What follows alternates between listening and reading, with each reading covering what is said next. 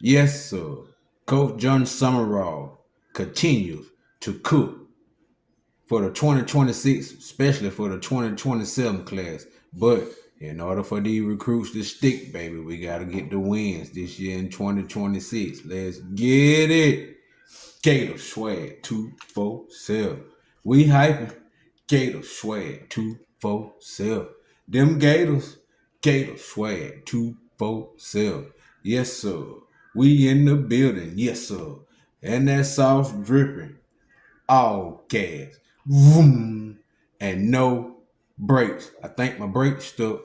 And welcome to the Swagged Up Podcast, where we hype Gators 24/7. Yes, sir. Now let's chop it up a little bit. I know it's been a little minute since I got on here and hyped some things up with you all. But we in the building today, baby. Yes, sir. And we about to chop it up a little bit about Coach Summerall and this new culture that he has in place for our Gators moving forward. He's on fire in the recruiting area. And I noticed everybody noticed it. Because like I say, I ain't never seen this many Gators out here chomping it up talking about the Gators as much as I see. The Gators are very hot. They are a trending topic moving forward this year. I mean, everybody want to be on this Gator train back to Gator greatness. I have always told you all, everybody wants to be a Gator. They just want the wins to pile up. That's all they waiting on. But Gator Nation, Coach John Summerall is cooking. And this 2026 season will be on fire, baby. Yes, sir. We still waiting on who gonna be the QB1 out of Aaron Follow and Tremere Jones. It seems as if that QB1 room is heating up and nobody wants to let go of the reign. Both of them wants to be the QB1, but who's really going to end up being the QB1? Everybody's holding Aaron Follow accountable for his 2 interceptions in the spring game. And also how Tremere Jones just smoothly dominated the spring game. But like I said, the numbers still were tight. They were still tight, even though he had 2 interceptions. It was still a tight race. The running back room, they on go.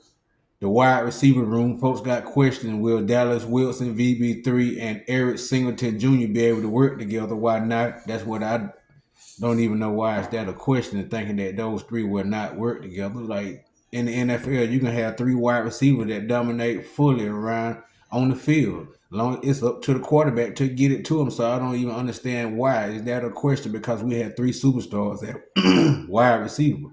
Crazy. Coach Phil Trotman is building the Great Wall for our offensive line in 2027. We hoping that this wall can start this year. We will greatly appreciate it if the wall will hold firm this year while our offense stunt on the haters. Yes, sir. Because us Gators, this our year. Everybody want to still consider Coach John Summerall not that guy, but some of Gator Nation is starting to come around and understand that he is that guy.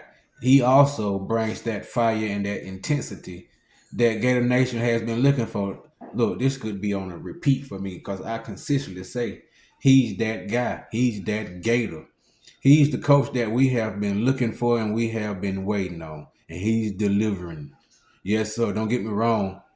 Billy Napier did hand him off a great, and I do mean some talent in the recruiting area because remember, we did hire Billy Napier for recruiting. He did his job in that area, but he just couldn't get it done in coaching. That's the biggest problem with Billy Napier was he wanted to fight the Gators, the basement gang Gators. Like seriously, we supposed to be trying to win, and you haven't battled with the nation. Coach John Summerall is actually bringing a culture. He actually bringing the offensive coordinator and Coach Buster Faulkner. Stop trying to use the G5 coaching, you know, little trick that y'all want to use on Coach John Summerall because he come from the G5 just as well as Billy Napier. But Billy Napier came into this thing without an offensive coordinator, thinking that he was an offensive coordinator, and you see how that worked out. Got him out of there. But Coach John Summerall, like I said, has Coach Buster Faulkner in the building. His system will work well. with this offense that we have. This offense is ready to go. I'm telling y'all. We just waiting on the QB1. That is all the Gators are waiting on to see is who going to be QB1. The defense going to eat as well. But we've been having problems with our offense as of late. Turnovers. That's one thing the QB1 got to work on this year. Not turning the ball over. We haven't had a successful offense and a QB1 since Kyle Thrash. My bad. Didn't mean to say trash. Kyle Thrash. Back in 2020 when him and Kyle Pitts were dominating. I mean, like, they had an offensive coordinator back then. We ain't had one since then, Gator Nation. And what did y'all expect? Y'all was going to get up out of our Gators. We did have a successful season at 8-5, winning the bowl game in 2024 out of the 5 years that Coach Napier was, well, Billy Napier was there. But this is a new era moving forward, a new journey, clean slate. I mean, everything gonna be clean. They gave us a new weight room. They're gonna give us a new stadium, revamping it, new coaching staff. It's like, I guess if you're gonna go all out, you might as well go all out. But where my Gators at? Don't y'all forget to hit that like and that subscribe button and that notification bell as well. Because I'm always continuing to drop that Gator sauce 24/7. Yes, sir.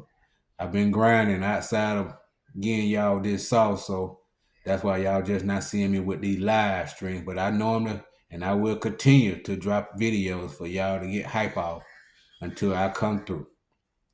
Go freaking Gators. Because if you ain't a Florida Gator, then you already know. You must be Gator. Go. Go freaking Gators. Let's get it. Yes, sir. I'm out.